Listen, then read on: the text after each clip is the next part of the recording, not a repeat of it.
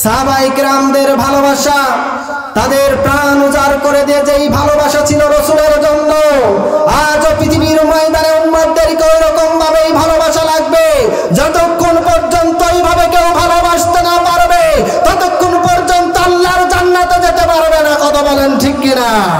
আমার প্রিয় ভাইরা, আজও বাংলাদেশের ময়দান শুধু নয়, তাম পৃথিবীর বিশ্ব থেকে অনেক জায়গা থেকে বিধর্মীরা এখনো পর্যন্ত আবু জাহেলের উত্তরসূরিরা যারা আছে, এই সমস্ত মানুষেরা এখন পর্যন্ত রাসূলকে কটূক্তি করে, রাসূলের নামে ব্যঙ্গাত্মক করে। আমরা এই বাংলার জমিন থেকে দেখিয়ে দিতে চাই, আবু জাহেলের মতো যারা এখন পর্যন্ত আছে, আমরা হযরত ওমরের মতো হতে চাই, আবু বকরের মতো হতে চাই, আমরা হযরত বেলালের মতো হতে চাই। আমাদের জীবন যতক্ষণ পর্যন্ত আছে, ততক্ষণ পর্যন্ত আমরা কোনো কাফের বেদিনদের তাকবীর করতে দেব না। কথা বলেন ঠিক কিনা? তথাকথিত বাংলাদেশে এখনো পর্যন্ত কিছু মানুষ, রাজনীতিবিদরা একটা কথা বলে, আমি কথা বলতাম না, কোরআনের কথা বলতে গেলে কিছু কথা আসবে, সেটা বলতেই হবে। কথা বলেন ঠিক কিনা? কিছু মানুষ বলে যে এখনো পর্যন্ত যারা রাজনীতি করে, হুজুরিরা রাজনীতি করে হচ্ছে কোরআন দিয়ে, ধর্মের নামে রাজনীতি করে। আমরা বলি আমরা কোরআন দিয়ে রাজনীতি করি। আল্লাহর বান্দা যারা যারা মুসলমান দাবি করে, তারা অন্য কোন শাসন, অন্য কোন মন্ত্র, অন্য কোন ধর্ম তারা পালন করতে পারে না। তারা যদি রাজনীতি করতে চায়, একটাই রাজনীতি করতে হবে, মুসলমান হিসাবে আল্লাহর কোরআনের রাজনীতি করতে হবে। কথা বলেন ঠিক কিনা? মুসলমান আমার ভাইরা, আমি পবিত্র কোরআনুল কারীমের সূরাতুল আল ইমরানের 31 নম্বর আয়াতে কারিমা তেলাওয়াত করেছি। 31 নম্বর আয়াতে কারিমার ভিতর আল্লাহ রাব্বুল আলামিন কি কথাগুলো আমাদের স্পষ্ট করে জানিয়ে দিলেন, সেই তাফসীরগুলো আমরা আজকে শুনব। ইতিপূর্বে অনেক আলোচনা শুনেছেন, কোরআনে কারিমের আলোচনা বিশ্ব নবীর ওপরে যেদিন থেকে নাজিল হয়েছে, সেদিন থেকে কোরআনের কারিমের আলোচনা শুরু হয়েছে। আজ পর্যন্ত কি কোনো তাফসীর কারো কি কোরআনে কারিমের ব্যাখ্যা শেষ করতে পেরেছে? তার কারণ কেউ এই কোরআনে কারিমের আলোচনা করে শেষ করতে পারবে না। আমার প্রিয় ভাইরা, তাই এই কোরআনে কারিমের আয়াতের আলোচনা আবার নতুন করে আপনাদেরকে আমি স্মরণ করে দিচ্ছি। আজকে কোরআনে কারিমের মাহফিল মাদ্রাসার উন্নতি কল্পে মাহফিল। কথা বলেন ঠিক কিনা? মাদ্রাসার উন্নতি কল্পে মাহফিল। এই মাদ্রাসায় অন্য কোন কিতাব পড়ানো হয় কি? হয় অন্য কোন কিতাব পড়ানো হয় না। যেই কিতাব পড়ানো হয় সেই কিতাবখানা নামটা কি? পবিত্র কোরআনুল কারীম। যেই কোরআনের, এই কোরআনটা যিনি লিপিবদ্ধ করেছেন তিনি আমাদের রব। কথা বলেন ঠিক কিনা? আমার প্রিয় ভাইয়েরা, কোরআনকে যদি আমরা প্রশ্ন করি, কোরআনের একটু পরিচয় আমরা জানতে চাই। কোরআনুল কারীমকে যদি আমরা প্রশ্ন করি, ও কোরআন তোমার বাড়িটা কোথায়, আমরা একটু জানতে চাই, কোরআনে কথার উত্তর দিতে পারে কি পারে না? মানুষকে যদি বলা হয়, ও মানুষ তোমার নামটা কি, তোমার পরিচয়টা কি, মানুষ সেই পরিচয় দিতে পারে কি পারে না? অনুরূপভাবে আল্লাহর কোরআনে কারীমও সেই পরিচয় দিতে পারে কি পারে না? আল্লাহ রাব্বুল আলামিনের কোরআনকে আমরা একটু প্রশ্ন করলাম, কোরআন তোমার বাড়িটা কোথায়, তোমাকে কে সৃষ্টি করলো, আমরা একটু তোমার কাছ থেকে জানতে চাই। এই কোরআনে কারীম সুন্দর করে উত্তর দিচ্ছে, বাল হুয়া কুরআনুম মাজিদুম ফি লাওহিম মাহফুজ।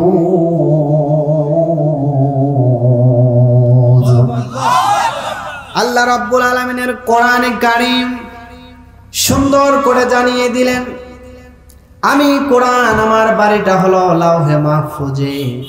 আর এই কোরআনে কারীম আল্লাহ সুন্দর করে লিপিবদ্ধ করেছেন, ফেরেশতার মাধ্যমে লিপিবদ্ধ করে সংরক্ষণ করে রেখেছে লাওহে মাহফুজে। কথা বলেন ঠিক কিনা? আমার প্রিয় ভাইরা, এই কোরআনকে যদি বলি, কোরআন রে এই দুনিয়ার ময়দানে তুমি কিভাবে আসলা, কার মাধ্যম দিয়ে আসলা, এই কোরআন সে উত্তর দিতে পারে কি পারে না?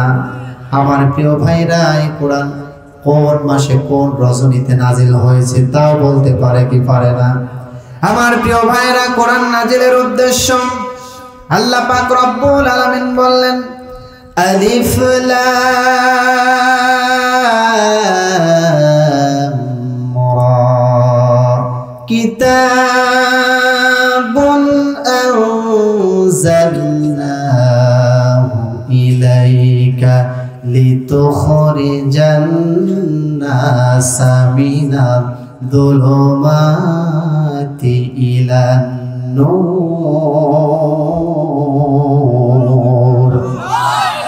আমার প্রিয় ভাইরা, বিশ্ব নবীকে বললেন, নবী হে, আমি তোমার উপর কোরআনে কারিম নাজিল করলাম যাতে করে তুমি অন্ধকার, কুসংস্কার, জাহিলিয়াত পথ থেকে এই মানব জাতিকে অন্ধকার, কুসংস্কার পথ থেকে, জাহান্নামের পথ থেকে তুমি আলোর পথে নিয়ে আসতে পারো। এই জন্য আমি পবিত্র কোরআনুল কারিম নাজিল করলাম। বলি সুবহানাল্লাহ। আমার প্রিয় ভাইরা, কোরআনটা নাজিল হলো কোন মাসে সেটাও কোরআন বললেন, শাহরু রমাদানাল্লাযী উনজিলা ফীহিল কুরআনু হুদাল লিন্নাস ওয়া বায়্যিনাতিন মিনাল হুদা ওয়াল ফুরকান। আল্লাহু আকবার। এটা রমজান মাস। আমি আল্লাহ রাব্বুল আলামিন রমজান মাসে কোরআনুল কারীম নাজিল করলাম। আমি গোটা মানব জাতির হেদায়েতের জন্য কোরআনুল কারীম নাজিল করলাম। এই কোরআনুল কারীম নাজিল করেছি সত্য মিথ্যা পার্থক্য করার জন্য। বলি সুবহানাল্লাহ। সত্য মিথ্যা পার্থক্য করার জন্য কোরআন নাজিল হয়েছে। কারা হক আর কারা বাতিল, বাতিলের পথে কারা আছে, হকের পথে কারা আছে, এটাকে পার্থক্য করার জন্য কোরআনুল কারীম নাজিল হলো। কথা বলেন ঠিক কিনা? আমার প্রিয় ভাইরা, আমার আলোচনার মূল বিষয় হলো, আমি যে কোরআনুল কারীম থেকে সূরাতুল আল ইমরান থেকে 31 নম্বর আয়াতে কারিমা তেলাওয়াত করেছি। আল্লাহ পাক রব্বুল আলামিন বললেন, কুল ইন কুনতুম তুহিব্বুনাল্লাহা ফাত্তাবিউনি ইউহিব্বুকুমুল্লাহু ওয়া ইয়াগফির লাকুম যুনুবাকুম আল্লাহু গফুরুর রহিম। আল্লাহ রাব্বুল আলামিন বললেন, কুল, মাদ্রাসার যারা আছেন তারা বলবেন, বুঝতে পারবেন আল্লাহ এখানে ইম্পারেটিভ সেন্টেন্স ব্যবহার করেছেন। আল্লাহ আদেশবাচক শব্দ ব্যবহার করে জানিয়ে দিলেন। আরবিতে বলা হয়, গ্রামাটিক্যালে বলা হয় আমর। আদেশবাচক শব্দ আল্লাহ ব্যবহার করলেন, কুল, হে নবী তুমি বলো, আপনি বলুন। কুল ইন কুনতুম তুহিব্বুনাল্লাহ, যদি আল্লাহকে তোমরা ভালোবাসতে চাও তাহলে ফাত্তাবিউনি, আমার অনুসরণ করো, অর্থাৎ রাসূলের অনুসরণ করো। এতে করে আল্লাহ রাব্বুল আলামিন কি করতে পারেন? আল্লাহ রাব্বুল আলামিন বললেন, ইউহিব্বুকুমুল্লাহু ওয়া ইয়াগফির লাকুম যুনুবাকুম। আল্লাহ রাব্বুল আলামিন অত্যন্ত ভালোবেসে বান্দার সমস্ত জীবনের গুনাহ খাতা maaf করে দেয়। বলে সুবহানাল্লাহ। আমার প্রিয় ভাইরা, রাসূলকে ভালোবাসতে হবে, রাসূলের অনুসরণ করতে হবে। আমরা রাসূলের অনুসরণ হতে চাই কি চাই না? চাই। রাসূলকে আমাদের ভালোবাসা লাগবে। আমার প্রিয় ভাইরা, রাসূলকে ভালোবেসেছেন সাহাবায়ে কেরামরা। রাসূলকে আমাদেরও ভালোবাসার দরকার আছে কি নাই? আল্লাহকে যদি আমরা ভালোবাসতে চাই, আল্লাহর কথা আল্লাহ নিজেই বললেন, ফাত্তাবিউনি, রাসূলের তোমরা অনুসরণ করো, তাহলে তোমরা আমি আল্লাহকে ভালোবাসতে পারবা, আর আমি আল্লাহ তোমার কি করতে পারবা, তোমাদের জীবনের গুনাহ খাতাগুলো মাফ করে নিতে পারবা। তাহলে আগে রাসূলের অনুসরণ করার দরকার আছে কি নাই? আগে রাসূলকে আমাকে মানতে হবে এবং ভালোবাসতে হবে। আমার প্রিয় ভাইরা, রাসূল সাল্লাল্লাহু আলাইহি সাল্লাম হচ্ছেন আমাদের মডেল, তাম পৃথিবীর মানুষের জন্য হলো মডেল, আদর্শ নেতা, যার জীবন আদর্শটা আমাদের জীবনে যদি আমরা বাস্তবায়ন করতে পারি তাহলে আমরা জান্নাতের মেহমান হয়ে যেতে পারবো। কথা বলেন ঠিক কিনা? যার আদর্শ রয়েছে আমাদের জীবনে, আমার প্রিয় ভাইরা, তার কৈশোর জীবন, শিশু জীবন থেকে শুরু করে মৃত্যু অবধি পর্যন্ত প্রত্যেকটা জীবনেই তার আমাদের হলো তিনি মডেল, আমাদের হলো নেতা। তার শিশুকাল থেকে শুরু করে মৃত্যু অবধি পর্যন্ত যতগুলো তার কাজ ছিল, প্রত্যেকটা কাজগুলো আমাদের জীবনে বাস্তবায়ন করা, এর নাম হলো বিশ্ব নবীর অনুসরণ করা। কথা বলেন ঠিক কিনা? তাহলে বুঝতে হবে আল্লাহ রসুলকে ভালোবাসা লাগবে। আল্লাহ রসুলকে সাহাবায়ে কেরামরা কি রকম ভাবে ভালোবেসেছেন? আমার প্রিয় ভাইরা, রসুলকে ভালোবেসেছেন হযরত আলী কি রকম ভাবে ভালোবেসেছেন? হযরত আলী ছিল রসুলের এক হচ্ছে এক সম্পর্কে হলো ভাই, চাচাতো ভাই, অন্য সম্পর্ক হলো আপন সম্পর্ক, দুইটাই। আর একটা হলো তারা মেয়ের জামাতা। কথা বলেন ঠিক কিনা? আমার প্রিয় ভাইরা, আমার রসুলকে সারা জীবন মানুষ কি করেছে? নির্যাতন, নিষ্পেষিত করেছে। আমার প্রিয় ভাইরা, রসুলকে যখন কাফের বেদিনরা একটা ষড়যন্ত্র জাল বুনল, 3-4টা মাত্র ষড়যন্ত্রের জন্য তারা জাল বুনে ফেলল, রসুলকে তারা কি করবে? আল্লাহ রাব্বুল আলামিন পবিত্র কোরআনুল কারীমের ভিতরে জানাইয়া দিলেন, সূরাতুল আনফালের মধ্যে তিনি জানিয়ে দিলেন, ওয়াইদ ইয়ামকুরু বিকাল্লাযীনা কাফারু লিয়ুসবিতুকা আও ইয়াকতুলুকা আও ইখরিজুক। আল্লাহ রাব্বুল আলামিন জানিয়ে দিলেন রসুলকে এখানে কয়েকটা ষড়যন্ত্রের জন্য কাফের বেদিনা রসুলকে কয়েকটা ষড়যন্ত্রের জাল বুনেছিল। 3টা মাত্র কেস আল্লাহ রসুলকে দিয়ে দিলেন। কয়টা কেস? কথা বলেন, কয়টা কেস? 3টা ষড়যন্ত্র রসুলকে 3টা ষড়যন্ত্র করার জন্য পরিকল্পনা নিয়ে নিল। আমার প্রিয় ভাইরা, কি রকম ষড়যন্ত্র! আর এই ষড়যন্ত্র থেকে এবার কারা রসুলকে ভালোবেসে ষড়যন্ত্রকে দূর করে দিবে? আমার প্রিয় ভাইরা, এটার ভূমিকা হযরত আলী রাদিয়াল্লাহু তাআলা আনহু কিভাবে রেখেছে শোনেন। আমার প্রিয় ভাইরা, তাহলে রসুলকে পরিকল্পনা নিল 3টা। কয়টা?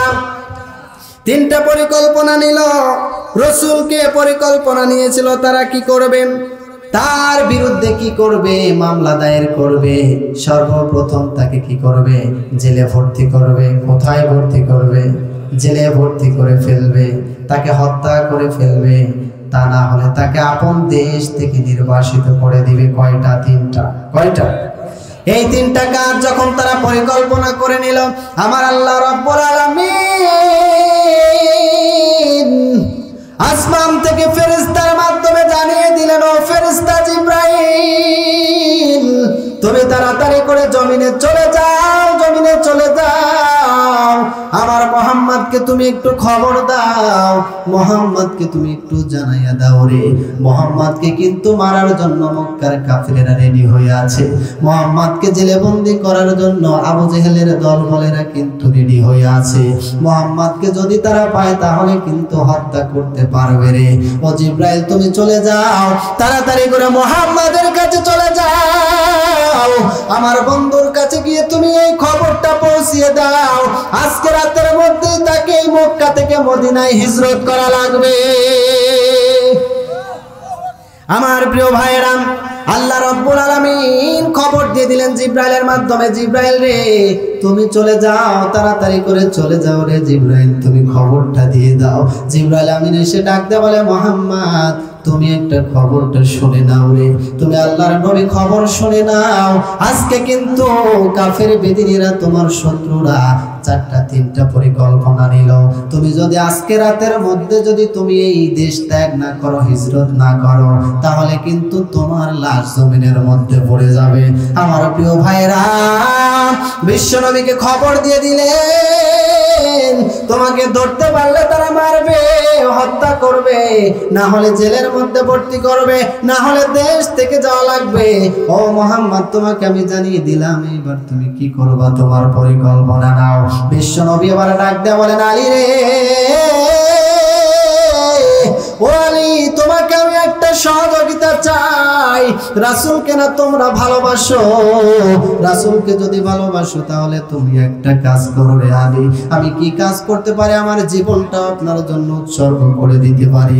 ইয়া রাসূলুল্লাহ, ইয়া হাবিবাল্লাহ, আপনি শুধু আমাকে একটু বলেন আমি কি করতে পারি আপনার জন্য।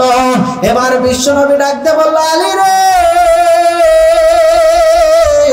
তোমাকে আমি একটা কাজ দিলাম আলী, আমার ঘরের বিছানায় তুমি শুয়ে থাকবা, আমার যে চাদর আছে এই চাদর নিয়ে তুমি ঘুমায়া থাকবা, আমার বিছানায় তুমি থাকবা রে আলী। কাফের বেদিনেরা আমার ঘরটাকে তো আক্রমণ করবে, আমার ঘরের কাছে এসে তারা আক্রমণ করবে, দরজাটা তারা নক দিবে, মুহাম্মদ এই জায়গায় আছে নাকি, তারা এখানে এসে টর্চার শুরু করে দিবে আলী। ওই সময় তোমার কাফের বেদিনেরা তোমাকে পাবে, আমি তো হিজরত করে চলে যাব আলী, তুমি একটু কাজটা করো। আমার প্রিয় ভাইরা, বিশ্বনবীকে এভাবে অনুসরণ করেছে আর এত মহব্বত করেছে সাহাবায়ে কেরাম। এবার আলী ডাকতে বললেন, ইয়া রাসূলুল্লাহ, ইয়া হাবিবাল্লাহ, আমি এই কাজ করার জন্য প্রস্তুত। আমার জীবন যদি চলে যায় যাক, কাফের বেদিনারা এসে ডাকবে মুহাম্মদ মুহাম্মদ, কিন্তু ডাক দিয়ে সাড়া পাবে না মুহাম্মদকে। আমি আলীকে এসে তারা ধরে ফেলবে, আমি আলীকে সে ধরে ফেলবে, আমার রাসূলের জীবনটা বেঁচে যাবে। আমি আলী যদি আমার জীবনটা কোরবান করতে পারি তাহলে আমার জীবনটা ধন্য হয়ে যাবে, আমি জীবনে আমার ধন্য হয়ে যাবে, আমি আল্লাহর জান্নাত পেয়ে যাব। এবার রাসূলকে বিদায় দিয়ে দিলেন, রাসূল আমার বিদায় নিলেন। হযরত আবু বকরকে ডাক দিয়ে বললেন, আবু বকর রে, খবর কি তুমি জানো না রে আবু বকর?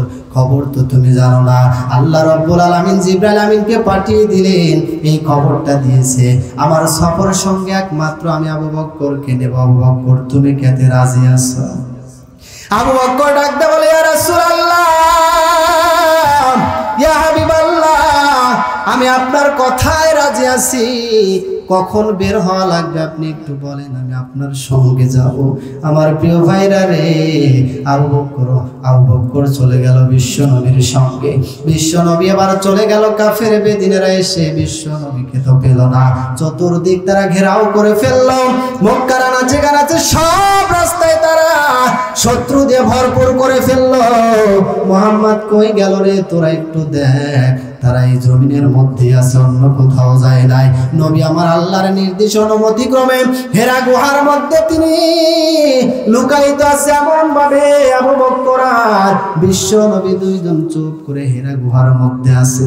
এমন সময় কাফের বেদিনীরা সঙ্গে সঙ্গে ওখান দিয়ে হেঁটে যায়, কাফের বেদিনীরা হেঁটে যায়। আবু বকর ডাক দেয় বলে, ইয়া রাসূলুল্লাহ, ইয়া হাবিবাল্লাহ। আবু বকর হলো বিশ্বনবীর শ্বশুর। কি? বিশ্বনবীর শ্বশুর।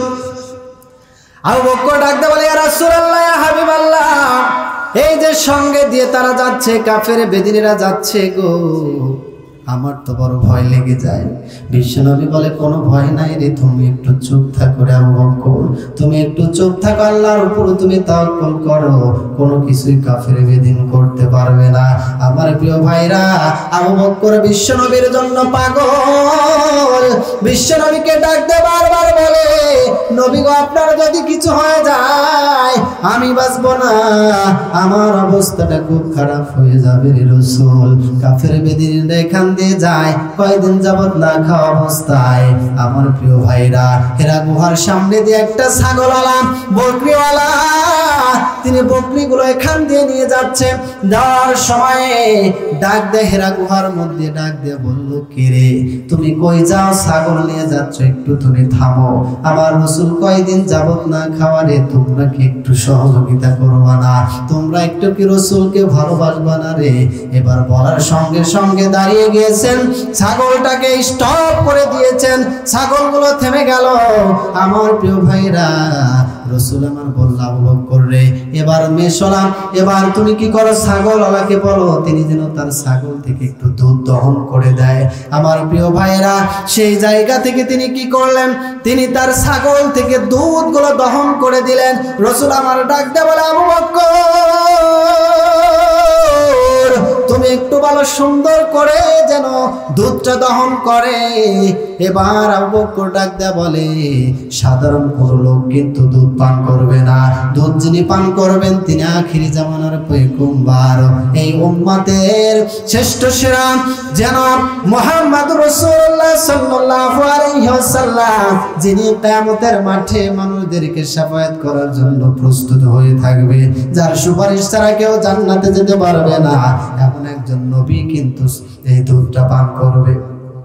আমার প্রিয় ভাইরা, তারা কি করলো, সুন্দর করে দুধ দহন করে রাসূল আমার কি করলেন, দুধটা খেয়ে ফেললেন। আবু বকর দুধ টুকুন নিল, নেওয়ার পরে দুধের মধ্যে একটু পানি মিশ্রিত করে রাসূলকে খাওয়ায় দিলেন। রাসূল আমার খেলেন, আবু বকর চেয়ে চেয়ে দেখলেন, দেখার পরে এবার আবু বকরকে বলল, ও আবু বকর, তুমি তো একটু পান করলে না রে আবু বকর? আবু বকর ডাক দিয়ে বলে, রাসূলের ভালোবাসা তো,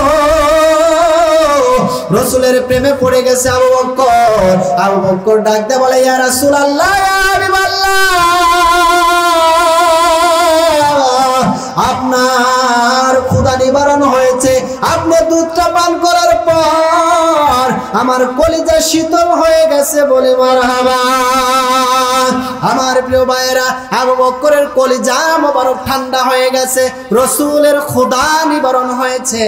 আবু বকরের আর খাওয়ার দরকার নাই রে, আবু বকরের আর খাওয়ার দরকার নাই।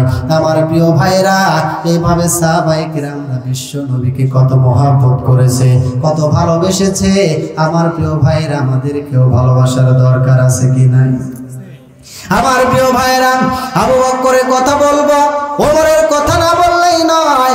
ওমর ফারুক রাদিয়াল্লাহু তাআলা আনহুর জন্য বিশ্ব নবী দোয়া করলেন। কাফের বেদিনেরা যখন চূড়ান্তভাবে ফয়সালা নিয়ে নিল বিশ্ব নবীকে মারধর করার, আক্রমণ করার, এমন সময় বিশ্ব নবী দোয়া করলেন, আল্লাহ রাব্বুল আলামিনের কাছে দোয়া করলেন, আল্লাহ তুমি হয়তো তুমি আবু জেহেলকে ইসলামের পথে কবুল করো, না হলে তুমি ওমরকে কবুল করো। আমার প্রিয় ভাইরা, আল্লাহ রাব্বুল আলামিন ওমরকে কবুল করেছেন, ঠিক কিনা? যে ওমর ফারুক রাদিয়াল্লাহু তাআলা আনহু যখন ঈমান গ্রহণ করেন নাই, বিশ্ব নবীকে মারার জন্য তরবারি নিয়ে বিশ্ব নবীর কাছাকাছি হতে চেয়েছিল, এমন সময় একটা মহাব্বতে তারা কি করলেন, এই কোরআনের মহাব্বতে হযরত ওমর ঈমান এনে ফেলল। কথা বলেন ঠিক কিনা? ওমর রাস্তা দিয়ে যাওয়া শুরু করেছিল, তার বোনের জামার ঘর থেকে কেমন যেন একটা সাউন্ড আসে কোরআন তেলাওয়াতের।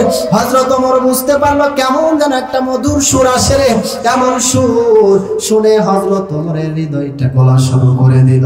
আল্লাহ রাব্বুল আলামিন কোরআনুল কারীমের ভিতরে জানিয়ে দিয়েছেন, ইন্নামাল মুমিনুনা আল্লাযীনা ইযা যুকিরাল্লাহু ওয়াজিলাত কুলুবুহুম ওয়া ইযা তুলিয়াত আলাইহিম আয়াতুহু যাদাতুহুম ঈমান। আল্লাহু আকবার। আমার প্রিয় ভাইরা, কোরআনে কারীমের তেলাওয়াত শুনলে ঈমানটা বেড়ে যায়, ঈমানটা জজমা পেয়ে যায়। কথা বলেন ঠিক কিনা? তার জ্বলন্ত প্রমাণ হলো হযরত ওমর।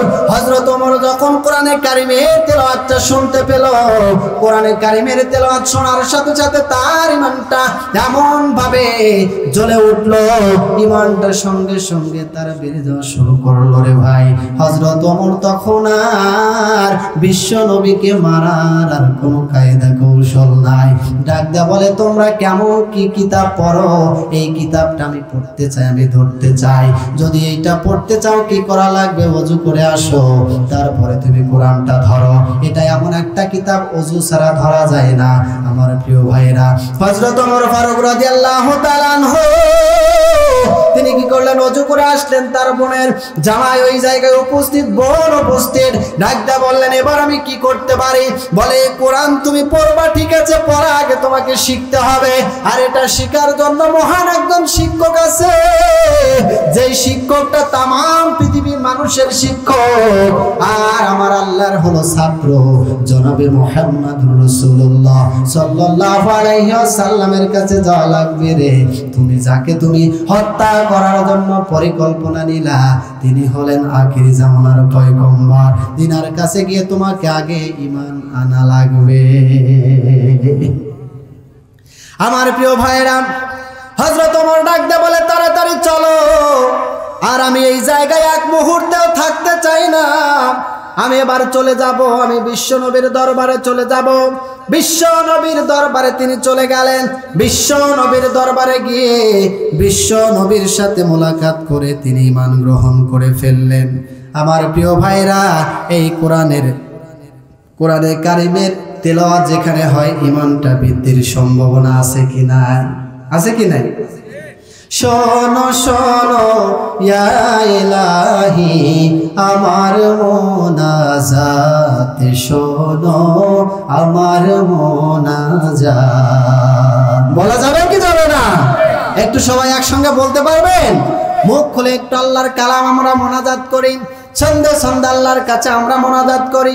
শোনো শোনো ইয়া ইলাহি আমার মোনাজাত, শোনো আমার মোনাজাত। তোমারি নাম জপে যেন দিবসরা হৃদয় দিবসরাত, শোনো আমার মোনাজাত। শোনো শোনো ইয়া ইলাহি আমার মোনাজাত, শোনো আমার মোনাজাত। যেন শুনি কানে সদা তোমারি কালাম, হে খোদা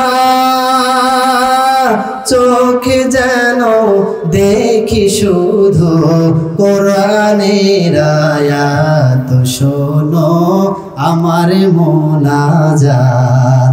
শোনো শোনো ইয়া ইলাহি আমার মোনাজাত, শোনো আমার মোনাজাত। বলে আল্লাহু আকবার। আল্লাহ মোনাজাত শোনে কি শোনে না? শোনেন? খারাপ লাগতেছে? চলবে একটু সময়? আমার প্রিয় ভাইরা, তাহলে বোঝা গেল চোখে কোরআনের আয়াত দেখলেও সওয়াব, পড়লেও সওয়াব। আল্লাহু আকবার। কোরআনের আয়াত দেখলেও সওয়াব, পড়লেও সওয়াব। এই জায়গায় যারা এসেছে, উপস্থিত হয়েছে, তাদের পুরস্কার আল্লাহর কাছে আছে কি নাই? আল্লাহ রাব্বুল আলামিন বললেন, ওয়া ইযা কুরিয়াল কুরআনু ফাসতামিউ লাহু ওয়া আনসিতু লাআল্লাকুম তুরহামুন। আল্লাহ রাব্বুল আলামিন বললেন, যখন কোরআনে কারিমের আয়াত তেলাওয়াত হয়, যেখানে কোরআনে কারিমের আলোচনা হয়, আল্লাহর মাহাত্ম্য বর্ণনা হয়, রাসূলের জীবনী আলোচনা করা হয়, ওই জায়গায় যারা সুন্দর করে দুটা কাজ করে, কয়টা কাজ? দুইটা কাজ যারা করলো, আল্লাহ রাব্বুল আলামিন তাদের উপর রহমত নাজিল করলো। বলি সুবহানাল্লাহ। কোরআনে কারিমের যখন তেলাওয়াত হবে, কোরআনে কারিমের যখন ওয়াজ হবে, ওই সময়ে বান্দার দুইটি কাজ। এক নাম্বার কাজ হলো তাকে চুপচাপ থাকা এবং মনোযোগ সহকারে দিলের কান দিয়ে তাকে আলোচনাগুলো শোনা। এর জন্য আল্লাহ রাব্বুল আলামিন তার উপর রহমত নাজিল করবে। বলি সুবহানাল্লাহ। আমার প্রিয় ভাইরা, তাহলে বুঝতে হবে এমন একটা জায়গায় আমরা উপস্থিত হয়েছি, রহমতের সামিয়ানার নিচে আমরা উপস্থিত হলাম। আমার প্রিয় ভাইরা, আমরা এখান থেকে রহমত নিয়ে বাড়ির দিকে যাবো ইনশাআল্লাহ। আমার প্রিয় ভাইরা, যে আলোচনায় ছিলাম রাসূলকে ভালোবাসা লাগবে। আলী ভালোবাসলো, আবু বকর ভালোবাসলো, ওমর ভালোবাসলো। আমার প্রিয় ভাইরা, হযরত ওসমান রাদিয়াল্লাহু তাআলা আনহু ভালোবেসেছে কি বাসে নাই? রাসূলকে এত ধন সম্পদ বিভিন্ন সময় তিনি ব্যয় করলো, যুদ্ধের ময়দানে ব্যয় করলো, কত আযাব মুক্তি করার জন্য ব্যয় করলো। আল্লাহর রাসূলকে এত ভালোবেসেছেন, কথা বলেন ঠিক কিনা? আমার প্রিয় ভাইরা, ওসমান রাদিয়াল্লাহু তাআলা আনহু এত গুণের অধিকারী ছিলেন, তাকে বলা হতো যুন-নুরাইন, অর্থাৎ রাসূল সাল্লাল্লাহু আলাইহি ওয়াসাল্লামের দুইটা কন্যাকে হযরত ওসমান রাদিয়াল্লাহু তাআলা আনহু বিয়ে করেছিল, কথা বলেন ঠিক কিনা? হযরত ওসমান রাদিয়াল্লাহু তাআলা আনহু এমন বিনয়ী ছিল, তিনি এত লজ্জাশীলতা ছিল রে, এই কথা বললে আশ্চর্য হয়ে যাবেন। হযরত ওসমান রাদিয়াল্লাহু তাআলা আনহু যখন কবরের পাশ দিয়ে যেত, কবরের পাশ দিয়ে যাওয়ার সময় হাউ হাউ করে কেঁদে ফেলতো। কবর দেখে এত তিনি ভয় পেতেন রে ভাই। তাকে প্রশ্ন করা হলো, সাহাবায়ে কিরামরা প্রশ্ন করলেন, ওসমান তুমি কেন কান্না জুড়ে দিয়েছ? পিতা মাতা মারা গেলে যে এরকম ভাবে তুমি কান্না করো, তুমি ওই রকম কেন কবর দেখলে কান্না করো? ওসমান রাদিয়াল্লাহু তাআলা আনহু এইবার তিনি প্রশ্নের জবাব দিলেন, আখিরাতের যে ঘাটিগুলো আছে, প্রথম ঘাটির নাম হলো কবর, কথা বলেন ঠিক কিনা? কবরে যে পাশ করতে পারবে, আর যতগুলো মঞ্জিল আছে, যতগুলো ঘাট আছে, সব ঘাটগুলো তার জন্য সহজ হয়ে যাবে। ফার্স্ট ইমিগ্রেশন কাউন্টার হলো কবর, কথা বলেন ঠিক কিনা? কবরে যদি আমরা ধরা খেয়ে যাই, তাহলে আমরা সামনের পথগুলো পাড়ি দিতে পারবো কি পারবো না? পারবো না। তাহলে আমি এই জন্য কবরকে দেখে ভয় করি। এই কবর হলো আখিরাতের প্রথম ঘাটি। এই কবর দেখে আমার বড় ভয় লেগে যায় রে। ও সাহাবায়ে কিরামরা তোমরা শোনো, কবর দেখে আমার ভীষণ ভয় লাগে। আমার প্রিয় ভাইরা, এত তিনি বিনয়ী ছিলেন, এত তিনি লজ্জাশীলতা ছিলেন। আমার প্রিয় ভাইরা, আমরা কি কবর দেখে এরকম ভয় পাই? কবরের সামনে দিয়ে যাই, গান বাজাইতে বাজাইতে যায়, আছে কি নাই? রিকশাওয়ালা দেখবেন, ভ্যানওয়ালা দেখবেন, কবরস্থানের পাশ দেওয়া যাচ্ছে, সুন্দর করে গান বাজাতে বাজাতে যায়, আছে কি নাই? যুবক ভাইরা আমার উপস্থিত আছে, কানের মধ্যে দুইটা হেডফোন দিয়া, পকেটে একটা হাত দিয়া, একটা বাম হাতে খাতা নিয়া পড়াশোনার উদ্দেশ্যে রওনা দেয়, কবরস্থানের পাশ দিয়ে যায় আর গান শুনতে শুনতে যায়, আছে কি না? আমার প্রিয় ভাইরা কবরস্থানের পাশ দিয়ে যায়, সিগারেট টানতে টানতে যায় কি যায় না? আমার প্রিয় ভাইরা, কোথায় গেল তোমাদের লজ্জাশীলতা? রাসূল হচ্ছে আমাদের মডেল, রাসূল হচ্ছে আমাদের অনুসরণের একজন পাত্র। সাহাবায়ে কেরামরা বিশ্ব নবীর অনুসরণ আর অনুকরণ করেছে, আমাদের অনুসরণ আর অনুকরণ ওই রকমই করা লাগবে, কথা বলেন ঠিক কিনা?